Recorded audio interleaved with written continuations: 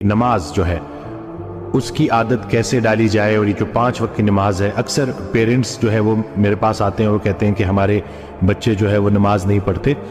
تو اس کے اوپر بھی انہوں نے کہا مجھے کہ آپ ایک ویڈیو بنائیں اور بتائیں کہ کیسے نا مطلب اس کو نماز کی عادت کو پکا کیا جائے۔ تو رسول اللہ صلی اللہ علیہ وسلم کی ایک حدیث ہے جس کا مفہوم ہے کہ اگر لوگوں کو نماز کے فائدے کا اور امپورٹنس کا پتہ چل جائے تو دنیا میں کوئی شخص بھی نہ ماننے والا نہ رہے، یہ اتنی ضروری ہے۔ اور نماز دراصل اللہ کی یاد ہے۔ ہم جب یہ روزمرہ کے کاموں میں بھاگ دوڑ میں ہوتے ہیں تو اس بھاگ دوڑ میں کہیں ہم اللہ کو بھول نہ جائیں، زندگی دینے والے کو بھول نہ جائیں۔ اس کو یاد رکھنے کے لیے صبح اٹھے، فجر پڑھی، فجر پڑھنے کے بعد اپنے کام شروع کیے، مصروفیات میں بیزی رہے، پھر ظہر کا ٹائم آ گیا، پھر نماز پڑھی، پھر اللہ کو یاد کیا، پھر ظہر سے عصر تک اللہ کو یاد رکھا،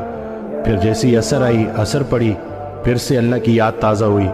پھر عصر سے مغرب کے بیچ میں اللہ کو یاد رکھا، اور پھر عصر سے مغرب کے بیچ میں جو اللہ کو یاد رکھا کام بھی کیے اور اللہ کی یاد بھی قائم رہی۔ پھر جب مغرب آئی تو مغرب میں پھر وہ یاد تازہ کر لی، پھر عشاء پڑھی اور عشاء کے بعد باوضو سو گئے۔ تو اس طرح سے پورا دن